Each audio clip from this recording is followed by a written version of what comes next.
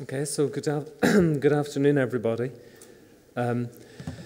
Just to do a quick introduction about the purpose of this workshop. The workshop will focus on the scientific aspects of the call topic.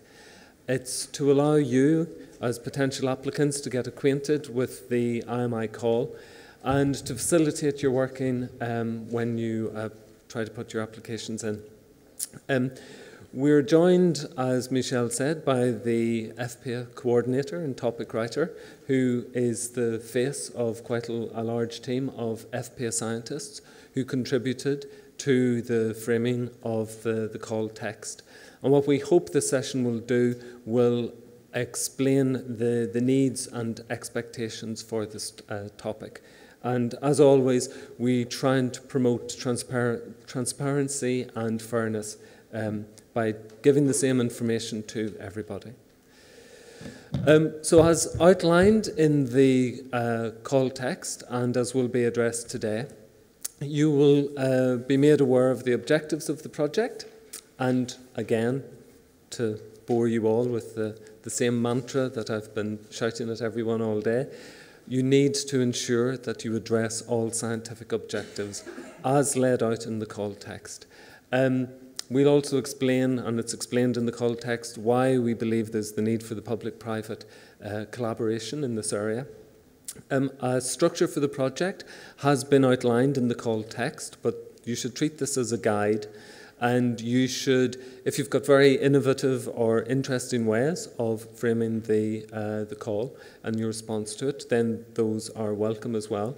But please be sure, again, that your response addresses all of the research objectives. We'll also detail the expected contribution from the applicants, what the FPA consortium partners will provide to the project, and there's a description of the key deliverables.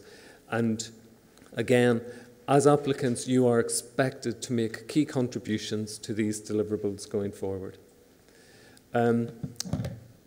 There is lots of time for questions, and we encourage you to ask questions, but please remember that the session is video recorded, so please speak into the microphone. There are lots of microphones available around the room.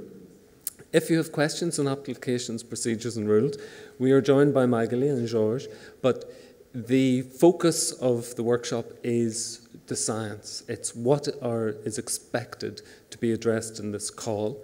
This is a complicated project, so we have Magali and Georges with us to help us address some of the issues you might have, but we really want you to focus on the science. And as well to try to reach out to people who can't be in Brussels today, and who may be a part of your team. We have a webinar that will basically comprise of the same presentations and an opportunity to ask questions, and it will take place on March the 5th at 10:30 CET. So please sign up to that on the website if you need to. You've already heard the importance of networking. This is an opportunity. All the people in this room are interested in this topic. They may have complementary skills to you. They may have different ways of working. They may be useful people to know and incorporate into your consortium. So please get to know one another. And there's a session at the end of the workshop to allow you to do that. You can identify partners, as has already been described, through the IMI website, and the address is on the slide. And again, the SRG or the National Contact Point. These representatives, this information is also available on the IMI website. And as we had a question earlier this morning about the procedure after this stage, this is an opportunity for you to ask FPA directly what they want, what they expect, what they want from you, what you need to deliver to this project. After today and after the webinar, then any questions you have should come through me. You will be getting, if they are related to FPA, I will forward them on to FPA, and then I will give the responses back to you. But this is, again, to ensure transparency, fairness, and try to avoid conflicts of interest as we go forward. So with that little introduction, I'd like to hand over to Jörg, and Jörg's background is in cardiac cellular physiology.